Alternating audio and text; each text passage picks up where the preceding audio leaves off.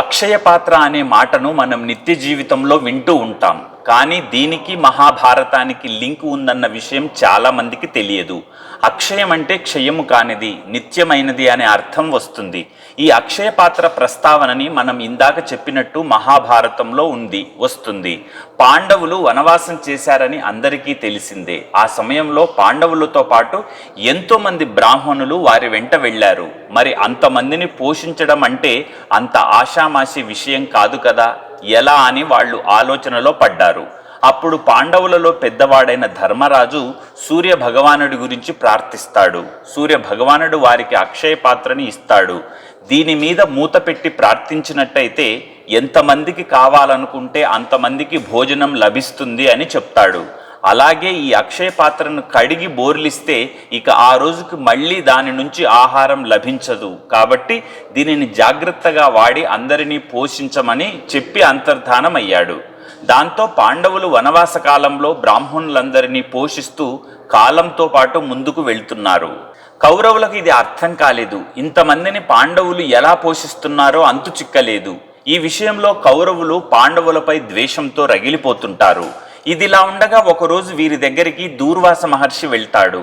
మాటల సందర్భంలో దుర్యోధనుడు పాండవులు బ్రాహ్మణులను ఏమాత్రం ఇబ్బంది పడకుండా పోషిస్తున్నారని మహర్షితో చెప్తాడు. ఒకసారి దూర్వాస మహర్షి అటుగా వెళ్తూ పాండవుల దగ్గరికి ఆతిథ్యానికి వెళ్తాడు. మహర్షిని సాదరంగా ఆహ్వానిస్తారు పాండవులు. తాను నదీ స్నానం చేసి వస్తానని, ఈలోగా ఆతిథ్యానికి అన్ని సిద్ధం చేయండని పాండవులతో చెప్పి బయలుదేరతాడు. పాండవులు ద్రౌపదికి దూర్వాస మహర్షి ఆతిథ్యానికి వచ్చాడని, అన్నీ సిద్ధం చేయమని చెబుతారు. ఒక్కసారిగా ద్రౌపది కంగారు పడిపోతుంది, అలాగే భయపడిపోతుంది. ఆమె పరిస్థితిని చూసి ఆశ్చర్యపోతారు పాండవులు. ఎందుకలా కంగారు పడుతున్నావని భార్యని అడుగుతారు. తాను ఇందాకనే అక్షయ పాత్రను కడిగి వేశానని, అందుకే భయపడుతున్నానని అంటుంది ద్రౌపది. అలాంటి ఆపత్కాలంలో ఆదుకునేది కేవలం శ్రీకృష్ణుడేనని పాండవులు శ్రీకృష్ణ భగవానుడి గురించి ప్రార్థిస్తారు. వెంటనే అక్కడ శ్రీకృష్ణుడు ప్రత్యక్షమవుతాడు.